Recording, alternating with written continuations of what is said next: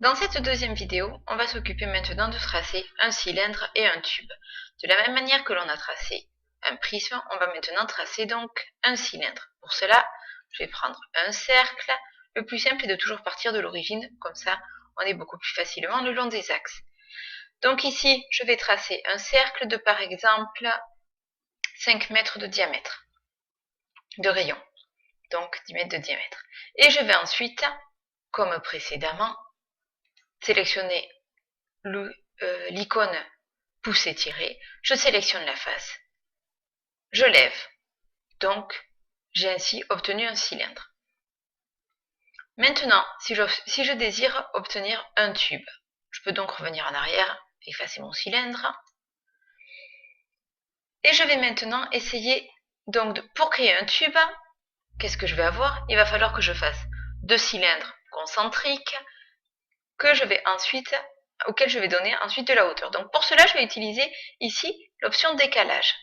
Et je vais venir ici sélectionner l'arête que je vais décaler. Donc par exemple, je vais la décaler d'une distance de 1 mètre. Je peux venir la saisir ici, cette distance. Donc par exemple, je vais la saisir de 1 mètre de distance. Et je vais venir effacer. Donc ici, je sors de cette icône. Je vais venir sélectionner ici ma surface. Et je viens avec la touche supprimer cette surface-là. Il me reste ensuite à venir sélectionner l'icône pouce étiré et je lève ma surface par exemple sur une hauteur de 4 mètres. Et voilà, maintenant mon tube est réalisé. Je peux venir maintenant l'enregistrer de nouveau sur serveur techno avec fichier, enregistrer sous, et donc cette fois le tube.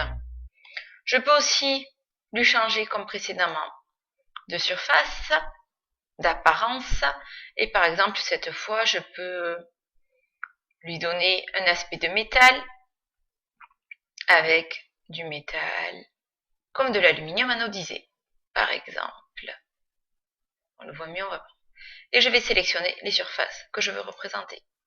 Et voilà, je peux ici fermer les matières et enregistrer mon tube en métal.